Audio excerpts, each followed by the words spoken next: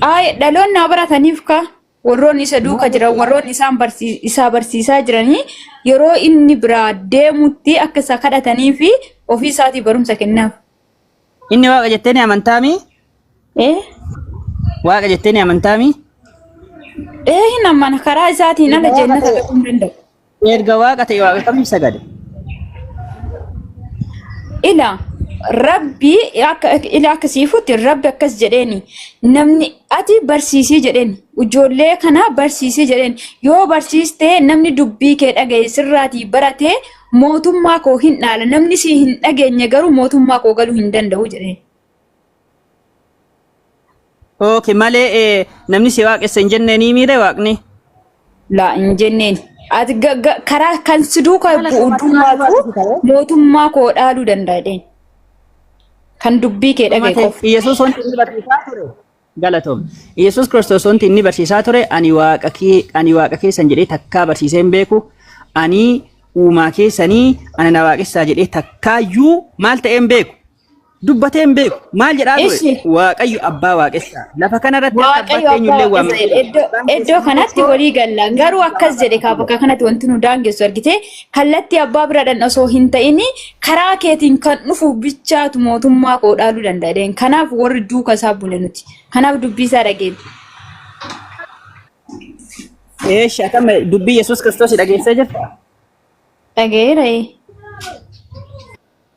Tole Yesuus Kiristoos wanti jedhe si waaqa Yesuus tokkicha isa dhugaa Yesuus Kiristoosiin isaati ergitees beekuu isaanii jireenya bara baraati jedhe. Abbaadhaan qofatu na jala dubbatin ka dura na jala dubbatin.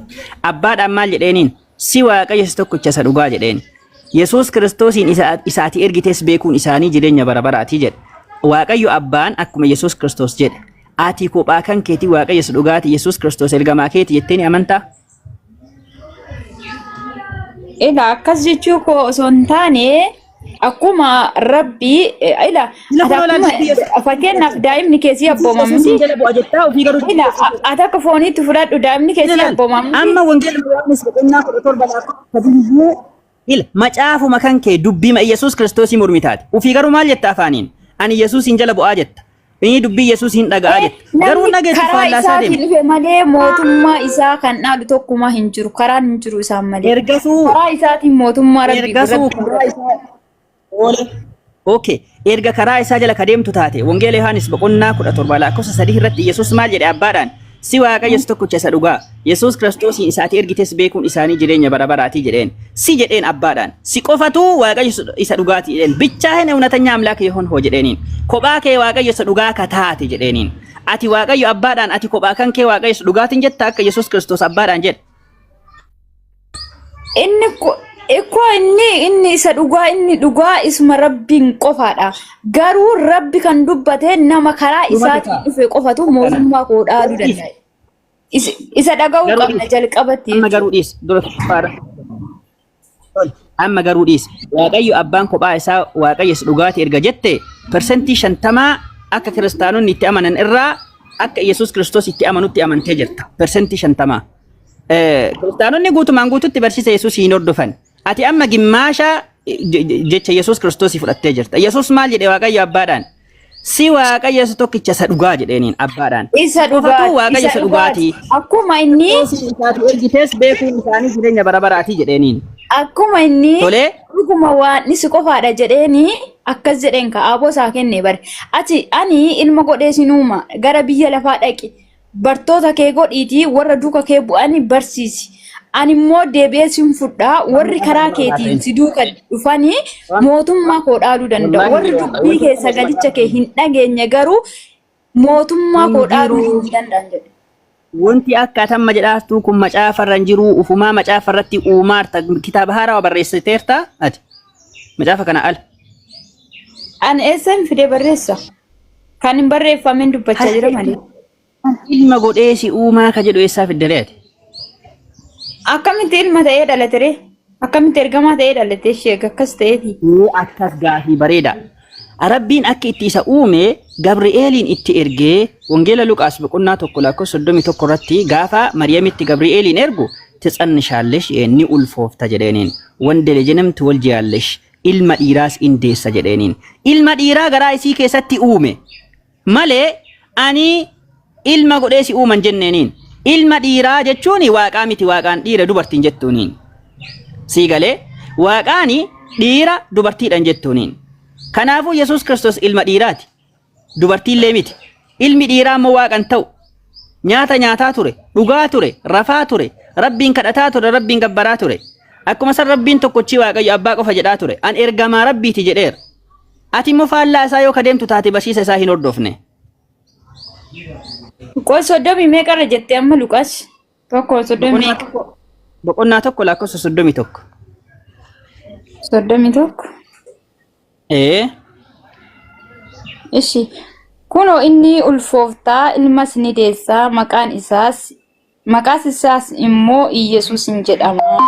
Jedhamee moggaafama. Jedhii moggaasii jedha. Kanaafuyyuu ulfimma waaqan ta'u ka ittiin ulfooftee ilma dhiiraati. Wandi lijim jedha. Wandi lijinam laal tiwal jiyaallesh jedheen ilma dhiiraa deessaa jedheen sumuunim Iyesuus tilwaallesh jedheen. Maqaa isaallee Iyesuus jettee moggaaftaa jedheeniin. Jedhiitii moggaasi yookiin immoo moggaasta jedheen. Kanaafuu ilma dhiiraati waaqa jechuu hin dandeessu. Ulfimma waaqa ta'uu hin danda'u. Fakkeenyaaf Maryam yeroo ulfa gara baadhatteettu sani ulfa saniif sagadaa turte.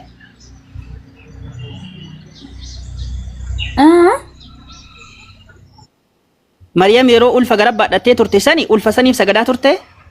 No. Eenyuuf sagadaa turte? Rabbiif. Akkana kun dhumate jechuudha. Ati guutumaan guututti amma dhugaa argitee jirta. Rabbiif sagadaa turte.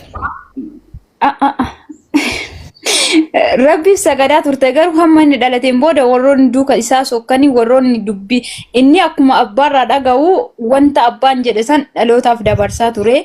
Dhaloonni immoo isarraa dhagahanii duuka isaa sokku. Okay? Akkasitti. Maal rakkoo qabaree barsiisaa barsiisu inni nabiyyi rabbiiti ergamaa rabbiiti rabbi wanti inni jedhe wangeela Yohaannis boqonnaa 8 namni karaa ga'e waaqayyo irraa dhaga'e isinitti himeera jedhe. Ilaalaal wangeela Yohaannis boqonnaa 8:40 irratti ani dhugicha isa waaqayyo irraa dhaga'e isinitti himee jira jedheen. Dhugicha ka eenyu irraa dhaga'a? Rabbi irraa dhaga'a. Ani dhugicha isa waaqayyo irraa dhaga'e isinitti himee jira jedhe. Isin yeroo ana nama akkasii ajjeesuu barbaaddu jedhe. Ani nama ofiin jedhe. Koishi Yohaannis boqonnaa kudhan dhaqi dubbisime. Yohaannis boqonnaa 10 irra. Boqonnaa 10 lakkoofsa meeqa? Tokkumarraa kaasi. Boqonnaa 10 lakkoofsa tokko. Yesuus itti fuufee dhugumaan isinitti hima. Namni gola hoolotaatti balbalaan ol galuu dhiisee karaa biraatiin lixu inni hattuudha, saamtuudhas. Namni balbalaan gola hoolotaatti ol galu garuu inni tiksee hoolota sanaati. Tiksee sanaaf keellaa eegduun in bana. Hoolonni sagalee isaa in beeku. Inni hoolota isaa maqaa isaaniitiin isaan waamee gad isaan hin baasaa jedha. Enna. Ati hoolaadha? Amma mee akkamitti hubattere asirraati? Tole rakkoon qaba. Ati hoolaadha? Akkamitti hubatte tikseen eenyuudha hoolaan eenyuudha? Sii hima rakkoo takka hin qaban sii hima. Abbaan hoolotaa eenyuudha? Hoolota asitti hoolota kadhamillee eenyu akka ta'e tiksee hoolota kadhamillee akka ta'e sii hima. Ati hoolaadha? Kana dhiisi ka dura sannaa hiiki. Maanaaf hin deebisne maa qaanfatta Yesuus kun dubbatee jira miti? Ani hoolaadha tikseen koo Yesuusiidha. Okay, hoolaa namaati moo hoolaa beelladotaati? Maal jechuudhaan beelladota keessa hin jiru bar kallattii asiin jira malee. Hoolaa namaati? Hoolaa namaati. Okay, hoolaa namaati. Ayyeesh. Hoolaa Israa'eliiti moo ka Oromooti? Saba Oromoo fi akkasii keessa hin jiru bara nama kallattii asiin akka dubbisa sagalicha kanatti hiikin jedhe malee. Isuma sanuu hiikuuf hoolaa Israa'eliiti moo hoolaa namaati? Hoolaa Oromooti? Oromoo fi Israa'el hiikkaa isaan beeku. Tole hiikkaa isaa. Ati hoolaa Oromoo yoo taate wanti Iyesuus Kiristoos hin galchu tokkollee hin jiru. Ka Iyesuus Kiristoos tiksee irratti ta'ee fi ka Rabbiin akka inni tiksuuf itti erge ka inni akka barsiisuuf itti erge gara Israa'elotaatitti. Kanas maal jedhee wangeela Maatiyos boqonnaa 15 lakkoofsa 24 irratti maal jedhe Iyesuus Kiristoos? Inni immoo deebisee ani warra akka hoolotaa karaa irraa goranii mana Israa'el badan duwwaaf malee hin ergamne jedheeniin. Ka inni ergamee fi feessaaf Israa'elota qofaaf hoolaa Oromoo osoo hin taane hoolaa Israa'elotaatiif ergamee jechuudha. Ammas inumaayyuu gara siyyuun deeminaa jedhee dhoorgaa ture. Wangeela Maatiyos boqonnaa 10 lakkoofsa 5 irraa haga 6 haa dubbisnu. Ani kuma iddoo kana hin barbaade gara osoo hin taane kamaasii warra hin ta'in geessu irra hin gorina. Mandara warra Saamaariyaa tokko illee sillixina. Kana manna gara warra akka hoolotaa karaa irraa goranii mana Israa'el badan dhaqaa jedha. Kanaafuu hoolonni Yesuus Kiristoos itti erga Israa'elota malee si'ii miti si'ii jechuudha. Maal jedhee beektaati hoolaadhaan ani hoolaadhaan. Gaarii gaaffii isaan yeroo baay'ee kana hoolaa Yesuus nuun jedhu. Ani hoolaa Yesuusiiti. Yesuus tiksee kooti. Abbichi hoolaa immoo abbaadha Rabbi. Inni tiksee gaariidha. Namni tiksee isaan qofa dhiisee kara biraa deemu maalidha? Akkuma hoolaa yeeyyiin bittinsee rufatti nyaatu akkasiidha jechuudha warri karaa biraatiin deeman. Okay, bareedaadha iyyee. Yesuus Kiristoos Wangeela Maatiyos boqonnaa 10 lakkoofsa 5 haga 6 irratti gara biraan deeminaa takka tanedheen hattan gara warra Saamaariyaa illee deeminaa jedheeniin. Gara warra akka hoolotaa karaa irraa badanii goranii mana Israa'el badan dhaqaa jedheeniin. Gara Israa'elotaa qofa deemaa jedheeniin. Singachu jechuudha. Maali jennaan inni ka inni ergamee warra karaa sirriirra hin jirre jechuudha. Warra dogongorarra jiran jechuudha. Fakkeenyaaf Israa'elotuma baana inni. Ummata Israa'elotaa keessaa. Gidduun carraan ulaa dhaabamee tokkicha. Qoy siilaannaa qoy. Dabalataan Yesuus Kiristoos maal jedhee mandara tokko keessa yoo isin ari'atanii gara mandara isa kaanitti baqadha. Dhugumaan isinitti hima. Ilmi namaa hamma dhufutti mandaroota Israa'elotaa hundumaa waliin hin geessanii jedheeniin. Haga ilmi namaa dhufutti mandaroota Israa'el waliin hin geessan jedheen. Kanaafuu mandarootuma Israa'el keessa zoora. Mandara kana keessa yoo si ari'an gara mandara kana. Mandara kana keessa yoo si ari'an mandaruma kana. Israa'elotuma keessa zoora. Waliin hin geettan haga ilmi namaa dhufutti jedheeniin. Kanaafuu kan inni barattoota isaa erge. Yohaannis 15 irra dubbisime akkasiifuuf. Yohaannis 15 meeqa? Tokkumarraa. Yohaannis 15 Yesuus mukichi waynii inni dhugaa ana. Mukicha dhaabee kan eegu immoo abbaa kooti jedha. Damee utuu anatti jiru ija hin godhanne hundumaa in mura. Damee isa ija godhatu hundumaa garuu caalchisee akka inni ija godhatuuf irraa in qixxaa'a jedha. Maal ni gaafin keessatti? Ishi asitti akkamitti hubattee akka sagalichi dubbatu kanatti Yesuus mukicha wayniin dhugaa ana jedheera. Mutti anatti hin jirre kan mukicha isaatu iyyuu hin muramaa jedheera. Muramees ibiddatti hin kaa'amaa jedheera. Tole hayyee. Asirratti wanti hubanne Yesuus Kiristoos osoo Waaqayyo abbaan isa dhaabuu dhabaate akka inni hin jirre dhabama akka ta'e asirraa hubanna. Sababni isaa mukichuma waynii kanayyuu kadhaabe eenyunni Waaqayyo abbaadha. Herreeg. Osoo Waaqayyo abbaan isa dhaabuu dhabaate hoo jiraanne. Waaqayyo abbaan dhaabeera beeku. Abdi. Waaqayyo abbaan dhaabeera. Waaqayyo abbaan dhaabeera. Garuu dameen kanatti hin jirre hundumtuu hin muramaa jedhe ka. Dhaabuun dhaabeera. Kan dameen isaa anatti hin jirre hundumtuu hin muramaa jedhe. Namni anatti hin qabamu. Muramees ibiddatti hin kaa'amaa jedhe. Tole afaan irra nan qabeen dubbatta. Yesuus maal jedhee mukichi wayniin inni dhugaan ana jedhe. Mukicha dhaabee kan eegu immoo abbaa kootii jedhe. Abbatuuyyuu Yesuus Kiristoosiin dhaabe osoo abbaan isa dhaabuu dhabaate osoo isa uumuu dhabaate Yesuus hin jiru jechuu. Ka dhaabe eenyunni? Ka eegullee eenyu? Waaqayyo abbaadha. Ka dhaabee eegu abbaadha. Mukicha dhaabee kan eegu ka Yesuus Kiristoosiin eegu. Ka dhaabe ka isa uume eenyunni? Waaqayyo abbaadha. Yesuus maaliree? Uumamaadha. Hin dhaabate jechuu. Saniin dura hin jiru jechuu. Tol. Lammaffaa wangeela Yohaannis boqonnaa 26 irratti አብ ራሱ ህይወት እንዳለው ለወልድም እንድኖረው ህይወትን ሰጥቶታልና ጀ አባን ኡፊቲ ጅሬኛ አከቀቡ ኢልሚስ ሃጅራቱ ጅሬኛ ከኔፊ ጀ ኢየሱስ ክርስቶስ ጅሬኛ ኤኙ ራፉዳት አባን ራፉዳት ከጅሬኛ ከኔፊ ተኙኒ አባድ ከሀየ ኤርገ ኢሰ ኡሜ ጅሬኛ ከኔፊ ከኤምቦዳ ኡመተ እስራኤል ትቲሰ ኤርገ ማሊፍ ከራ ዱጋ ኡመተ እስራኤል ከኒ በርሲሱ amma sigale male oromo akka miti amara akka barsiisuu fi miti Itoophiyaa akka barsiisuu fi amara oromoodha maalidha kan jedhamu hin jiru karaa kanatti karaa amantii Israa'eelota qomaa kan ergalee jedhee dubbata tokkollee hin jiru kanaafu mukichi dhugaa anaadha. Kana natti hin jirre hundumtuu dameen kan natti hin jirre hundumtuu hin cirama. Ciramees ibiddatti hin kaa'amaa jedha. Namni abbaan dhaabeera garuu warri anatti qabamee hin jiraarre warri ana duuba hin deemne dhumni isaanii maalidha akka akkas ta'e dubbate jechuudha. Kanaaf namni biraa dubbii kana kan inni dubbataaru ummata Israa'eliitiif kan ergameef ummata Israa'eliitiif jedheedhaan. Israa'el kan jedhamu jiru yeroo sanitti Israa'eliidha ati beduudha kan jedhamu hin jiru garuu inni kan dhalateef hunduma keenyaaf dhalatee barumsa kana akka barsiisuuf akka fakkeenyattiin foon uffatee jidduu keenya bu'ee barumsa kana nuuf kennanii jiru barumsa kana kan nuuf kenne abbaatu nuuf kenne ilma isaa ergee kanaafuyyuu warri karaa isaatiin dhufne warri isatti hin qabamne hundumtuuyyuu maalidha warra firdii jala jirudha jechuudha warra itti faradamu. Kanaafuu gaafa wangeela Yohaannis boqonnaa 10 lakkoofsa 20 wangeela Maatiyus boqonnaa 10 lakkoofsa 24 irratti ani kan ergameef Israa'eloota qofaaf yeroo jedhu nu sobee Yesuus Kiristoos saba Israa'el ka jedhu hin jiru jetteeti. Okay, era deddeebi'aatii qo'adhaa isinis karaan dhugaa kam akka ta'e dabaafachuu dandeessu. Ani abbaan dhugaa Rabbii miti jechaa hin jiru.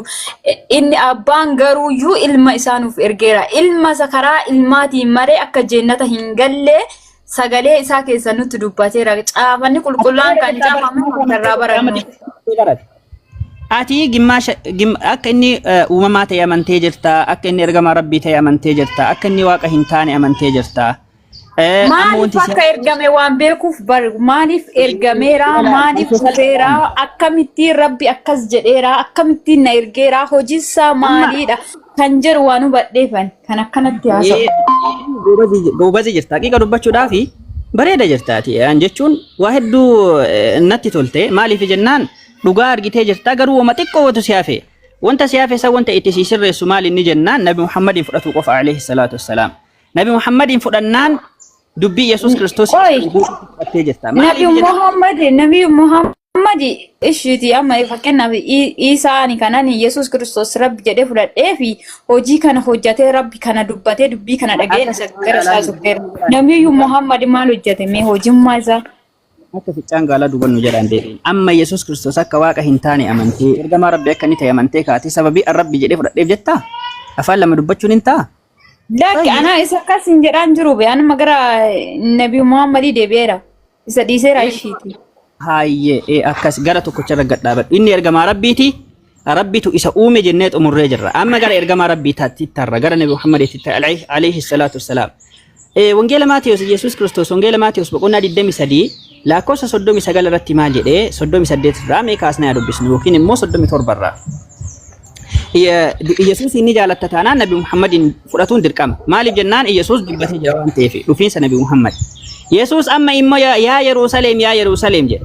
Raajota ajjeeftuu warra sitti ergamanis dhagaadhaan karukuttu indaaqoon cuucota ishee qooccoo ishee jalatti akkuma walitti qabattutti si'a meeqa ijoollee kee walitti qabuu barbaade. Atii fi ijoolleen kee garuu hin barbaanne ilaa manni keessan onee inafa. Ani isinittan hima. Amma jalqabee maqaa waaqayyootiin kan dhufu sun galateeffamaadha hamma jettanitti an hin argattanii jedha. Maqaan Nabi Muhammad alayhi salaatu wassalaam Muhammad jechuun galateeffamaa jechuun afaan Arabiffaati. Muhammad jechi jedhu Arabiffa ta'e malee. Maal jedhe Yesuus Kiristoos illee maqaa waaqayyootiin kan dhufu galateeffamaadha hamma jettanitti an hin argattan jedha. Nabi Muhammad maqaa eenyuutiin dhufe? Maqaa Allahaatiin dhufe maqaa uumaa tokkochaatiin maqaa waaqayyoo tokkochaatiin dhufe eenyu Nabi Muhammad alayhi salaatu wassalaam. Warroonni maqaa Yesuusii himatan immoo raajota sobduudha.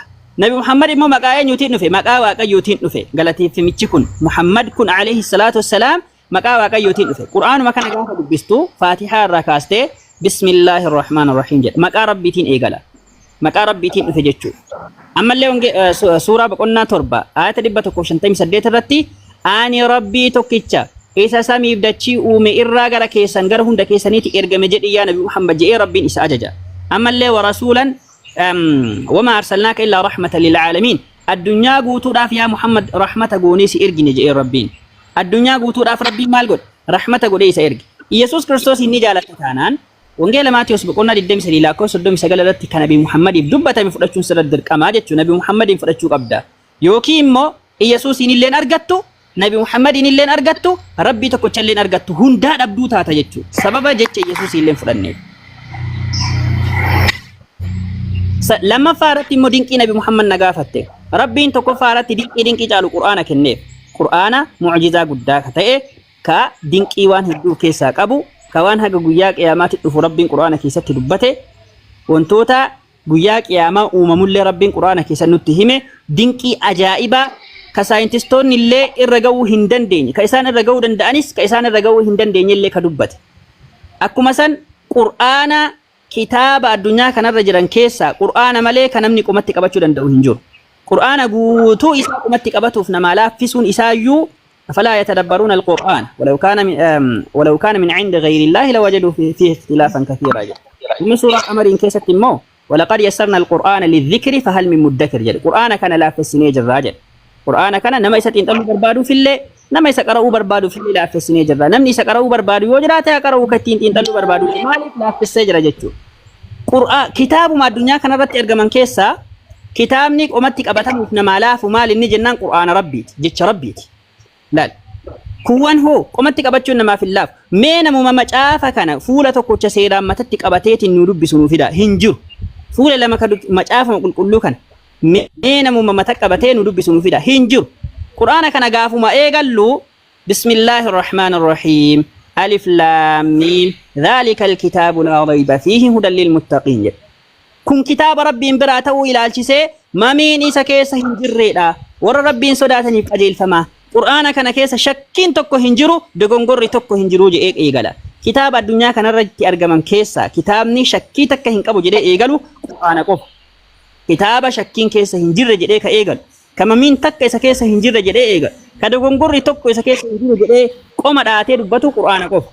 Kun dinqii caalu keessaa isa tokkodha. Akkuma san dogongorri illee keessa hin jiru alhamdulillah. Haga guyyaa qiyaamaatitti illee. Ashi kanaafuu yoo Muhammad sirriidha. Akkaratti ilaallaa inni maqaa rabbiitii dhufee jettan. Ilaal yaa Saara rabbii jechuun akka afaan Ibraayisxiititti barsiisaa jechuudha. Akka afaan Arabiffaatti yoo ka dubbataartu ta'e uumaa jechuudha. Akka rabbi jechi jedhu akka afaan Arabiffaatitti hiika hedduu qaba. Hiika san keessaa tokko sayyida akka jechuuti, akka gooftaa jechuuti, akka uumaa jechuuti, nama mootii ta'e tokkoonillee yoo rabbi jette mootii tokkoonillee yoo rabbi jette rakkoon qabu akka gooftaa jechuuti. Akkuma haati manaa abbaa warraa ofiitiin gooftaa ofii jettu jechuudha. Garuu rabbiin immoo wanti adda isa godhu Qur'aana keessatti rabbul caalamiin, rabbil caalamiin, rabbii caalamtoota hundaati. Rabbil caalamiin waan ta'eef, rabbii caalamtoota hundaa waan ta'eef, ka hundaati.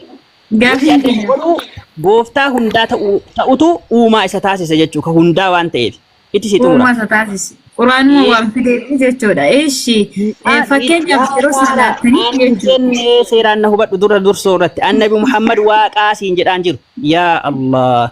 Nabi Muhammad waaqaa miti. Inni ergamaa rabbiiti. Nama gabricha rabbiiti. Uumaa miti. Uumaan ka isa erge. Akkuma Yesuus Kiristoos innillee gabricha rabbiiti nama eenyu Nabi Muhammad alayhi salaatu wassalaam ka isa erge Allahadha. Allahni uumaa waan hundaati. Dinqii garaagaraallee akka ni dalagu ka isa taasisaa ture Allaha. Nabi Muhammad akkuma Yesuus Kiristoos ergamaa rabbiiti. Hin gabbarru, hin waaqessinu, hin sagannuufiif. Maaliif Qur'aana qofa nu geesse, hadiisa nu barsiise, achiin gara kaan immoo hoo rahmata rabbiin taasisee isa ergee jira. Waaqaa miti inni akkuma Yesuus Kiristoos ergamaa rabbi. Inni waaqaa miti. Inni waaqaa miti. Yeroo sagaddanitti maaliif kallattii tokko laaltanii sagaddu? Gaaffii bareedaadha. Sababiin nuti kallattii tokko garas laallee salaannuuf tokkoffaa ajaja rabbiiti. Rabbitu fawalli wajhaka shaxara almasjidi alharam. Gara masjida alharam gara galaa salaataa jedhe. Suuraa boqonnaa 2 ayata 144 irratti yeroo salaata salaattanii gara masjida alharam gara galaatii salaataa jedhe. Nuti ka ittiin bulluun ajaja rabbiiti. Rabbii waan tokko inni nu ajajee jennaan gara masjida alharam yookiin masjida Ka'baa jedhamu jechuudha. Yoo rabbii waan tokko nu ajaje maa rabbii waan kana nu ajaje hin jennu maaliif nuti rabbii keenya hin morminu waan ta'eef gaafa waa rabbiin maaliif akkana nuun jedhe mormitoota taana yoo warra rabbiin dide kaafira taana. Waan tokko rabbiin nu ajajee jennaan ajaja isaa guutu naa salaataa jedhaami in salaannaaf naa sujuudaa jedhaami maaliif naa sujuudaa jedhe Imnaamentation Corporation hin jennu. Maaliif uumaa keenya nuti gabricha isaati isatu nu nyaachisaara isatu nu obaasaara isatu fayyaa nuu kenne isatu nu jiraachisaara wantummaa inni nu uumeefiyyuu akka nuti sagabbarruuf waan ta'eef gara masjid al-haram gara ka'aba laala salaataan hun jennaan yaa rabbii kiyya tole fudhanne jenneeniin sababnummaan nuti musliimoota jedhamneefu waan ajaja rabbii fudhannuuf rabbiin nu ajaja isaa fudhannee jirra garas garagallee salaanna ajaja rabbiitiin salaanna malee ajaja qaama tokkooniitiin miti jechuudha akkana. Wantuma inni ajajeef sababbii inni ajajeef jechuma isaa dhageessan malee sababbii kamiif akka ta'e hin beekne jechuudha. Eeyyan. Sababbii hin beekne garuu ajaja dhageessan eeshi haa ta'u. Eeshi dubartiin maaf hin salaachise? Tashuusha haa nama gootuuf moo namni dabbaa isii ilaalaa haa tashuusha ta'uufi maal taate achiin qaanfattuun namni namni kan iddoo san jiruu fi rabbi kadhachuuf malee foon isa duuka dubbuu fi miti namni iddoo sanitti argamu rabbi qofaadhee salaatuuf sagadu. Dubartiin afobbaatee jennaan laaluun isaa waan hin hafne. Maaliif laala inni foon ofiitiin deema malee waaqa waaqessuuf osoo hin taane dhimma ofii foon ofiitiif deeme jechuudha. Dhimmi isaa kitaaba duukaa maal irraa godha? Dhageeffadhu sii xumura.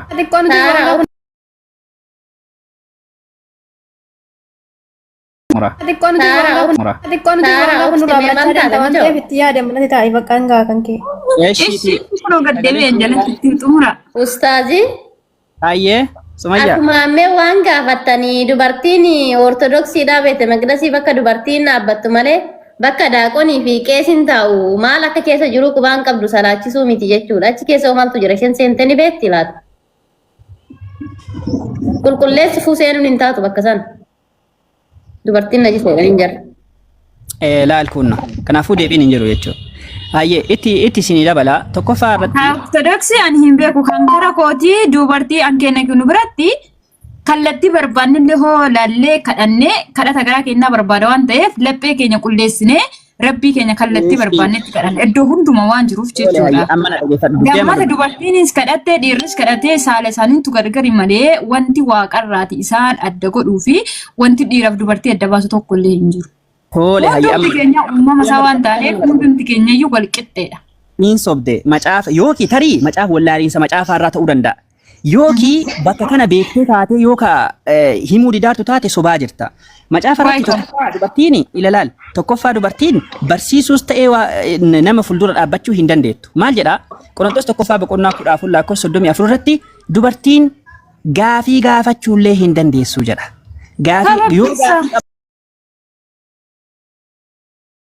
gaafii gaafachuullee hin dandeettu yoo gaafii gaafachuu barbaadde galtee abbaa warraa ofii haa gaafattuu jedha tokko jedhinaa qaba. Lammaffaa Xiimotewos tokkoffaa boqonnaa 2:11 irraa haga 12 yoo dhaqxee ka dubbistu taate dubartiin haa barsiiftu hin jedhu dhiira irratti aboo haa qabaattu hin jedhu ilaalaal aboo dhiira irra qabachuu hin dandeettu imaama ta'uu hin dandeettu dubartiin. Aboon qabu maaliif jennaan dubartiin akka masjiida ofiitii abboomtutti abbaa manaa ofiitii abboomuu.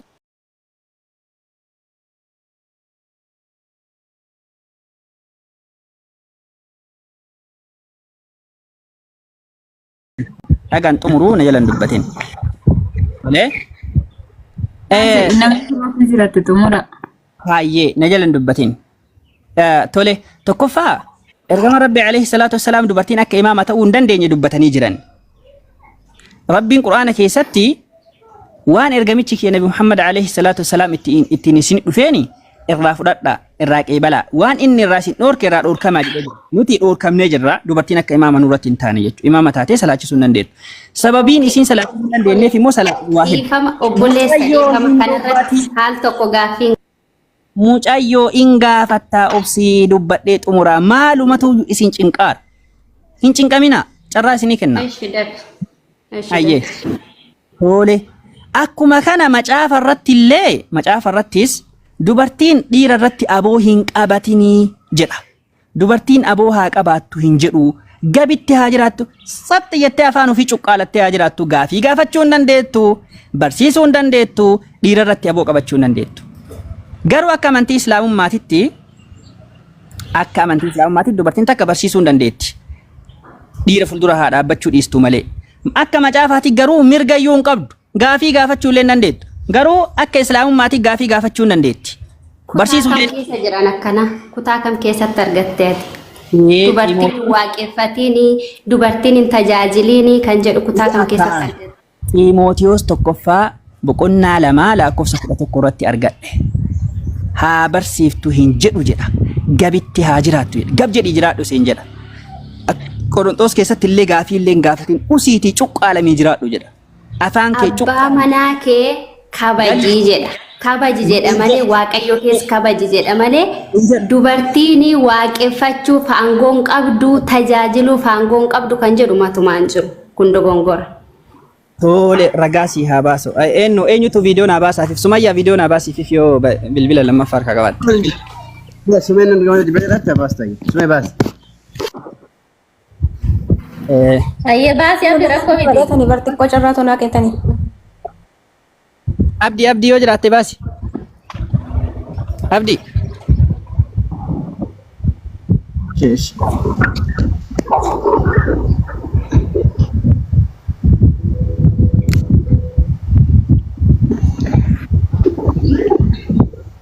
Maal sii baasu? Qorontos tokkoffaa boqonnaa 14 dursa irratti boqonnaa 14 lakkoofsa 34. Gaafii gaafachuu akka hin dandeenye ergasii booda akka barsiisuu hin dandeenye dhiira irratti akka aboo qabachuu illee hin dandeenye itti dhufna.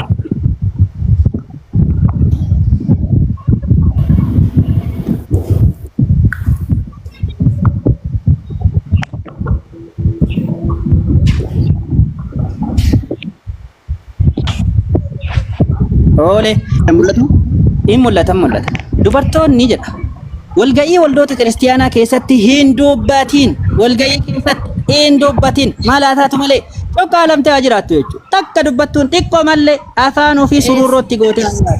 No, cuqqaalamtee haa jiraattu eessa cuqqaalamtee? Hin dubbatiin jechuun cuqqaalamii taa'e jechuudha. Takka dubbachuu hin dandeettu waldaa Hin dubbatiin jechuun iddoo kanatti kan sii galuu qabu. Hin dubbatiin jechuun yeroo barumsi tokko kennamu natu caalaa minaamina kan jedhullee yoo ta'e malee cuqqaalamtee haa teessoon jedhu eessaa dubbifteeti. Hin dubbatiin jechuun cuqqaalamii taa'e jechuudha. Afaan kee sururrootti gootee. Jecha keeti kaa cuqqaalamii miti. Dubbatiin fi cuqqaalamiin garaagara. Dubartoonni walga'ii waldoota kiristiyaanaa keessatti hin dubbatiin jedha. Hin dubbatiin. Gaafiin yoo gaafii illee qabaatte laal. Galtee abbaa warraa ofii haa gaafatte laal. Dubbachuun isaaniif hin ta'u akkuma seerri jedhutti abbuumamu. Wanti isaan baruu barbaadanillee yoo jiraate garuu manatti abbaa manaa isaanii haa gaafatan. Dubartiin walga'ii waldaa kiristaanaa keessatti dubbachuun ishiif yeelloodha qaanyiidha haraama jedhe laa hawla walaa quwwata illa billah. Haraam. Inta Haraama kan jedhu hin jiru. yeelloodha yeemira kuno dhoorkaadha jedhe. Dhoorka haraama jechuun dhoorkama jechuudha arabiffate malee. Walga'ii fi waaqeffannaa kan jedhu garagara bara iddoo kanatti iddoo waaqeffannaa hin jedhu walga'ii jedhu. Dubbadhu. Waa'ee waaqeffannaa yoon dubbadhe. Dubbadhu waa'ee kanarratti. Carraan alattu. Qoy deebii ka jettu qoy maashii qabadhu. Qoy hin xumurraa qoy. Amma Ximootiyoos tokkoffaa Walii gal xumurree akka kan biraatti Waaqeffannaa lama lakkoofsa waaqeffannaa kan mataasaa danda'e. Qoy deebii qoy. Na dhagayi waaqeffannaa kan mataasaa danda'e walga'iin kan mataasaa danda'e. Adda baafadhu. Amma Ximootiyoos tokkoffaa boqonnaa 2 lakkoofsa 10 irraa naa baasee abdii. Akka isaan cadhisaa jiraadhaa isiniin jedheera usaa jiraadhaa. Amma akka aboo qabachuu hin dandeenye ragaatti baafna. Gab jettee akka jiraattu. Ximootiyoos tokkoffaa boqonnaa 2 lakkoofsa 10 irraa. Maaliif darbitare siin ibsa Abdullah. Iddoo kanatti bari xumurre waan inni jedhuu fi inni kaan garagara. Iddoo ammatti si ibsee yoo darbine wanuyyuu Dubartoota maaliif darbita? in ibsitan rakkoon qaba ishiin ibsitanii qoyaa. Itti deebii kaa ishi iddoo ammatti deebii. Maaliif timiti ositti darbita? Ishiin deebisnaa. Ishiitti deebinaa qoyaa tokko tana xumurree kana. Dubartoota waaqayyoof hin saganna jedhaniif akka ta'uttis wanta gaarii haa argisiisan. Dubartiin abboomamuu hundumaa gab jettee haa bartu. Laal gab rac. Waaqeffannaan garagara bulees adda baafadhu. Gab jettee haa bartu.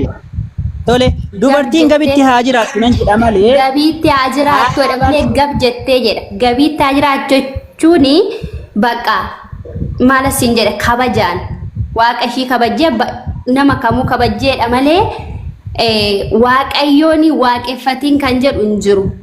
Dogongoriin amma dhumaatti gabiitti haa jiraattu malee tasgabbii jedhudha walumaa galatti. dubartiin gabiitti haa jiraattuudha malee tasgabbiitti hin jedhu. eeyyiti wajjin haa qabaatti hin jedhuudha. Maanni Tole ishiitii maa wal jala waccanne namni tokkochi qofti dubbadha maal taatan madaa keessan nu isin tuqee fi Seeraan dubbisi kaa seeraan dubbisi gab jetteen jedhu bari gabiitti haa jiraattu jedha. Gabii numarraallee waan barattanii isin maali ani nan dhaggeeffachuu jira sumayyaan dhaggeeffataa jirti numarraallee oosnallee adaba dabdan sumayyi numarraallee waan barattanii nu callifnee dhaggeeffachuu jirra maal wal jala kan nu dubbatan guddisee kan irraa barannu sagalee waaqayyo wanna ta'ee fi gabii qabna garuu gabiitti jedha malee gab jettee haa jedhu bari jedhuun jiru. Dubartiin gabiitti haa jiraattu jedha malee haa barsiiftu dhiira irrattis aboo haa qabattu hin jedhu jedha haa qabaattu hin jedhu kanaafuu dhiira irratti aboo qabaachuu hin qabdan. eessaa dubbiftee ati gabaa jettu eessaa dubbitte gabiitti haa jiraattu jedhame. Gabiitti haa jiraattu nan jedha malee haa barsiiftu dhiira irrattis aboo haa qabaattu hin jedhu aangoo dhiira irratti hin qabdu jechuu dubartiin imaama ta'uu hin dandeettu. Dhiira fuuldura bahuu hin dandeettu dhiira irratti aangoo hin qabdu paastera ta'uu hin dandeettu raajii ta'uu hin dandeettu hin kijibdi raajonni dubartiidha hin afuufti paastera illee ta'uu hin dandeettu jiraattuun jedha malee jedhami dubbisi. abdiitti fuuf Isaan dhukkubsatiin sirriin jiru mucaa. abdiitti fuuf waliigalatti Akkaana dhaggeeffatu. waliigalatti isa kana ga'a ayyee hin ga'a maaliif jennaan dubartiin kiristaanaa tokko barsiisuullee hin dandeessu akkasumallee lallabuullee hin dandeessu jechuudha waliigalatti inni kun isa kana amma gara bu'uuraatti deebina deebiin haasa'uudhaaf hedduu muddamaa turte as deebi banadhume hedduu muddamaa turte Eshi. hayyee waaqayyo meeqa waaqessita yaa deebi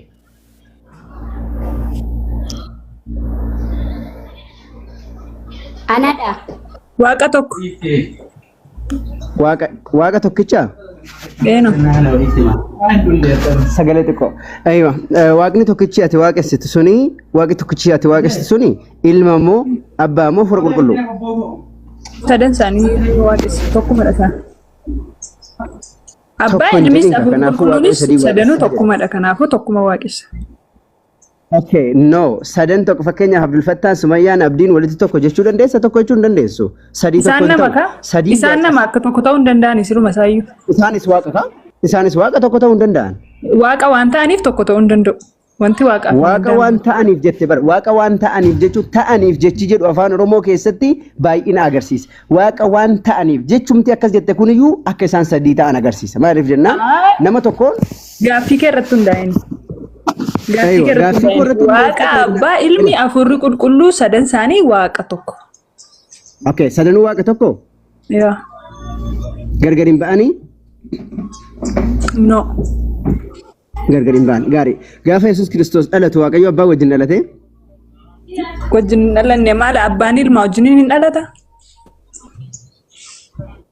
wajjin hin dhalanne maali gaa tokko jettee amma gargar hin ba'anii jette amma immoo dhaloota irratti gargar ba'amoo gargar hin baane wanni tokko immoo wanni tokko gargar hin Waan ba'u waan waliin qabanne waan waliin ilaallanne walitti hin fidin ammati. Kuniif isu waan walitti dhufu hin qabu. Waaqummaan isaanii tokkoon jechaadha malee ani waa yeroo tokko isa jette bar bakkuma kanatti diigdee bar tokko naan jettee kaatee Ay, fooniif hafuura walitti hin fidiniati. allaqe Ishi. qoyka ati tokko miifa deebi Eeno. okay gaafa ati dhalattu harkaan miilli keessi wajjin dhalate moo hin dhalan Dhalateera. funyaaniif mataan kee qobaatti eeganaa dhalate moo waluma faana dhalattan Waluma faana dhalanne. Carraa yeroo tokko naa kenname thank you waliin waan maal haasa'u. taataniif tokko wal faana dhalattan qaama kee guutuudha wajjin Yeroo cufadhu cufadhu dabareen kee Walde al tokkume. dabaree kee eeggadhu Niifam haa xumurani. Aywa hin dubbatta rakkoon hin jiru. Hayyee wanni ati qaama kee guutuu harka kee miila kee funyaan kee hundaa wajjin dhalatteef maali? Waan tokko taataniif himi? Eeyye. Thank you. Kanaafuu wanni tokko akkasitti wajjin dhalata jechuudha. Wanni tokko gargar hin ba'u jechuudha. Kanaafuu Yesuus Kiristoosiif Waaqayyo Abbaan ilmi tokko miti. Otoo tokko ta'anii silaa gaafa san akkuma ati mataa kee miila harka kee wajjin dhalatte san silaa jarrillee wajjin dhalatu jechuudha. Tayyib itti deebi'ee si gaafadha. Mee Yesuus Kiristoos gaafa inni du'u gaafa inni fakkeenyaaf naaf fudhachaa jirta moo ati kana fakkeenya moo dhugummaa masaatu akka jechaa jirta meeshi. Lakki an dhugummaa masaan siin jechaa jira. Fakkeenya isaa qofa osoo hin taane dhugummaa masaati. Wanni tokko gargar bahee. Abbaanis ilmis waluma wajjin dhalachuu qabu jechaa taare. Yaa tokko erga taane aga tokko ta'anii jiranitti abbaanis ilmis hafuura qulqulluunis wajjin dhalachuu qabu. Maaliif jennaan tokko ka wanni tokko wal biraa gargar bahee hin dhalatu. Ati akkuma miilaaf harka kee irraa gargar baatee hin dhalanne wajjin dhalatte san Waaqayyo abbaaf hafuura qulqulluudha. Saayinsii kamiini akkamitti abbaaf ilmi walii wajjin hin dhalatush? Saayinsii kamiini abbaaf ilmi tokko ree? Saayinsii wanni jalqabni isaa Miyuutiin an qabiyyee dabarsinaa kenne carraa waan hin beekne wajjin wanti hin jedhini. Miyuutii ta'uu waan qabuuti. Ishi dabarsitaa fi deebii rakkoon qabu. Ishi deebii dabarsitaa fi walda garbee. Dubbatu ishi dubbatu. Fabbal dhiyaadhu walde. Ati Waaqayyo meeqattaman? Waaqa tokkicha qaama sadiin of ibseedha. Kan inni waaqessu. Waaqa tokkicha qaama sadiin of ibse? Eeyyeen akkas jennee taphanna. Ahaa, Waaqa tokkicha qaama sadiin akkam jedhee of ibse? Okay, akkam jedhee of ibse jechuun kee gaariidha. Aduun takka jettee beekta. Aduun tokko jettee beekta. Garuu isheen immoo na dhageeka na dhagee. Hojii dhiisinarra dhiisi. Waan si gaafate Waaqni tokkichi karaa sadii maal jedhee of ibse? Amma waan aduu, waan ji'aa, waan urjii achi kiisi kaawwadhu. Waan si gaafadhe reefu mucayyoo irraa hin beeka ishii waan beektu jettee fuute waan ta'eef Waaqni tokkichi karaa sadii maal jedhee of ibse? Na dhageeka sittan dubbachaadha yookaan walitti qabdee tooni warra akkasuma. Waaqni tokkichi Abdii beektati beekaadha waan inni fuute. Waaqni tokkichi karaa sadii maal jedhee of ibse? Sittan dubbachaa jiraati na obsi yookaan warra akka keetii walitti qabeetii waliin iyyaa olishii sirraa hin gadi bu'an. Warra akka kootii kiristaana keessa hin jiru wallahi tokkichi illee hin jiru. Warri akka kootii kiristaana keessa namni tokko illee hin jiru. Kanaafuu na dhageeka. Kanaafuu hin jiru waan ta'eef hin argamu. Na dhageeka nan dubbadha. Waan si gaafa dinaa deebis dhiisaa ijoollee warri koomentii Ibsitee miti faayif sukaata mazimma dhaggeeffadhu gaaffii kee deebii karaa kaminuu siif deebisu. Maal jedhee gaafadhe yaani Waaqayyo tokkichatu karaa sadiin of ibsee jedhe. Waaqni sadii karaa tokko Waaqni tokkichi karaa sadii maal jedhee of ibsedha. Waan inni jedhee of ibse. Kanaafiyyuu sittan himaa ati aduu takka jettee beektaa aduu takkitti nu qaama sadii qabdi. Ila na dhagee. Waaqayyo waan aduudhaan of hin ibsine. Waan Waaqayyo tokkichi karaa